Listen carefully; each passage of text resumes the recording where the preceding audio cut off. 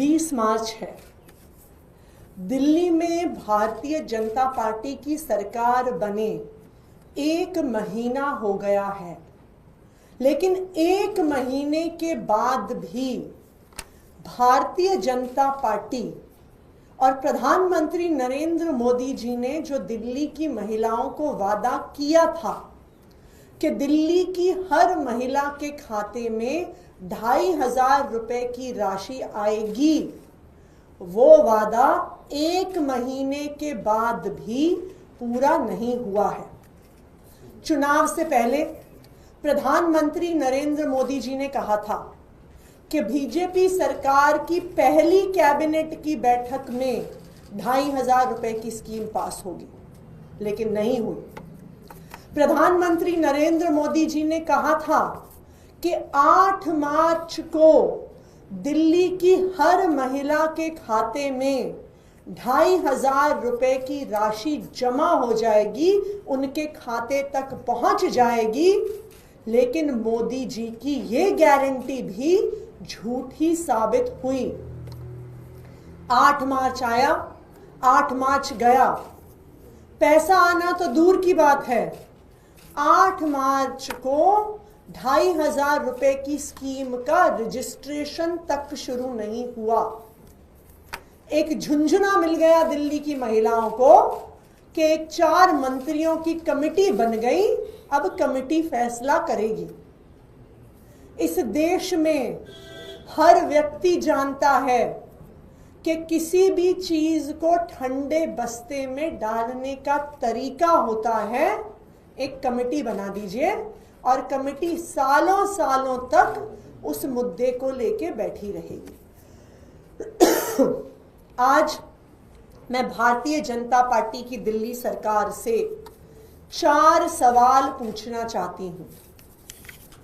मेरा पहला सवाल, क्या भारतीय जनता पार्टी की दिल्ली सरकार दिल्ली में रहने वाली 18 साल से ज्यादा उम्र की हर महिला को 2500 रुपए की सम्मान राशि देगी, या इतनी शर्तें लगा देंगे, इतनी शर्तें लगा देंगे, इतनी शर्तें लगा देंगे कि दिल्ली की 1% महिलाओं को भी उस 2500 रुपए की राशि का फायदा नहीं होगा।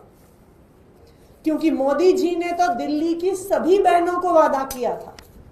उन्होंने कहा था सभी बहनों के खाते में पैसे आएंगे। तो मेरा भारतीय जनता पार्टी से पहला सवाल, क्या वो दिल्ली की 48 लाख 18 साल से ज्यादा उम्र की महिलाओं को 2500 रुपए देंगे या नहीं देंगे? मेरा भारतीय जनता पार्टी की दिल्ली सरकार से दूसरा सवाल, आपकी ये कमेटी बनाए हुए 12 दिन हो गए।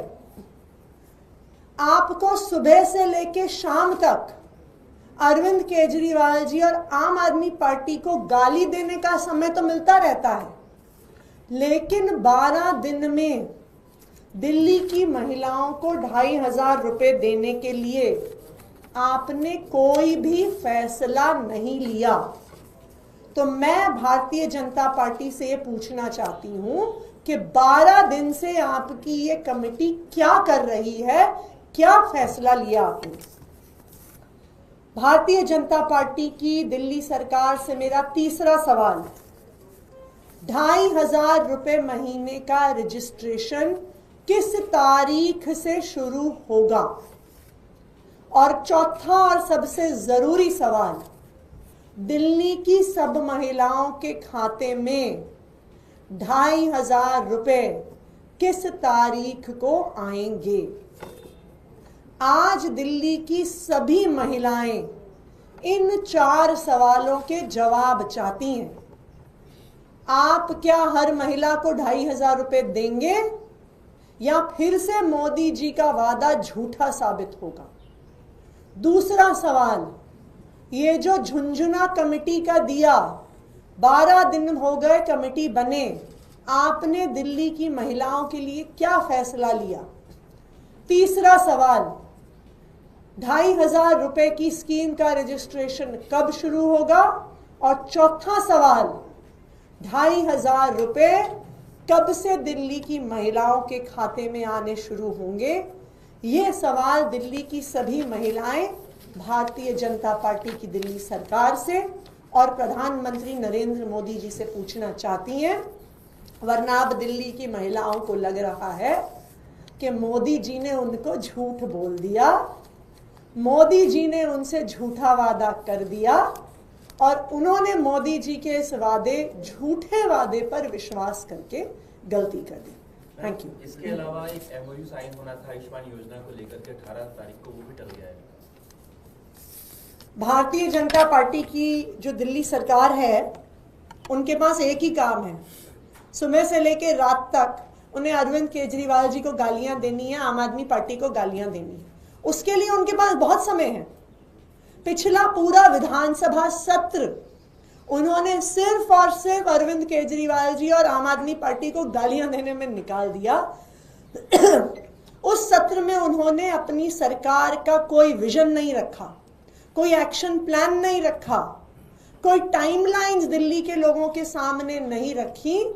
सिर्फ और सिर्फ अरविंद केजरीवाल को और आम आदमी पार्टी को गाली देने का काम किया। बजट सत्र शुरू होने वाला है, आम आदमी पार्टी की क्या रणनीति होगी 24 से बजट सत्र है, या बजट को लेकर आप लोग की क्या उम्मीद है, क्या चाहते हैं? हम यही चाहते हैं कि दिल्ली के बजट में जो वादा मोदी जी ने दिल्ली की महिलाओं को किया कि दिल्ली की महिलाओं को 2,500 रुपए हर महीने हर महिला को मिलेंगे, इस वादे को पूरा करना हम चाहते हैं कि दिल्ली सरकार करे। किसानों का जो प्रोटेस्ट था उसको खत्म कराया गया रात खनौरी और शंभू बॉर्डर से, उसको लेकर क्या कहेंगे?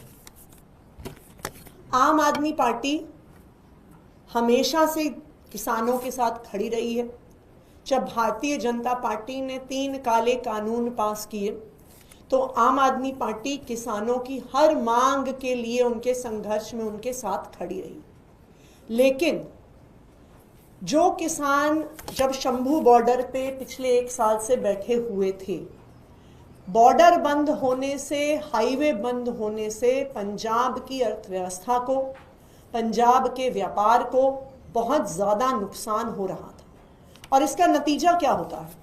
इसका नतीजा होता है कि पंजाब की इकोनॉमी पर असर पड़ता है, नौकरियां खत्म होती हैं, युवा ड्रग्स की ओर जाते हैं।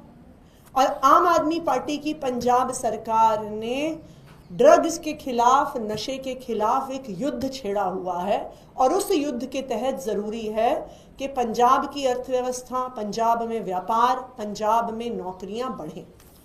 तो उसके लिए हाईवे को खोलना बहुत महत्वपूर्ण है। ये हाईवेज पंजाब के लिए एक लाइफलाइन है। लेकिन आज भी हम जो भी किसानों की मांगे हैं केंद्र सरकार से, उन मांगों के साथ हम खड़े हैं। डीडीए का एक ऑर्डर था दिल्ली की, पूर्वी दिल्ली से कुछ मंदिरों को तोड़ने का, लेकिन उस पर भी रोक लगा दिया गया है। बीजेपी का दावा है कि मुख्यमंत्री का हस्तक्षेप से ऐसा हुआ।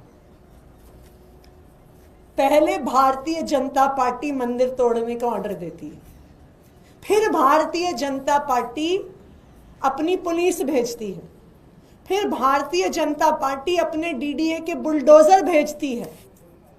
और जब वहां के लोग देर रात को सड़कों पे उतर जाते हैं तो कहते हैं नहीं नहीं नहीं नहीं, हमने नहीं भेजा, हम तो रोक रहे हैं। पुलिस किसकी थी? भारतीय जनता पार्टी की थी। वहां पे सीआरपीएफ किसकी थी? भारतीय जनता पार्टी की थी। वहां पे बुलडोजर किसके थे? भारतीय जनता पार्टी के थे। तो ये बिल्कुल साफ है कि ये मंदिर तोड़ने की साजिश सिर्फ और सिर्फ भारतीय जनता पार्टी की है। और जब उनकी ये साजिश दिल्ली के लोगों के सामने आ गई तो वो नौटंकी कर रहे हैं, झूठ बोल रहे हैं। वो बताएं तो सही, पुलिस किसने भेजी? वो बताएं तो सही, सीआरपीएफ किसने भेजी? भारतीय जनता पार्टी बताए तो सही, बुलडोजर किसने भेजे? अब तो डबल इंजन की सरकार है उनकी। डीडीए भी उनका, पुलिस भी उनकी, पीडब्ल्यूडी भी उनकी। तो किसने भेज दिए बुलडोजर? किसने मंदिर तोड़ने के लिए पुलिस भेज दी? ये भारतीय जनता पार्टी की साजिश है और अब उनकी पोल दिल्ली वालों के सामने खुल गई।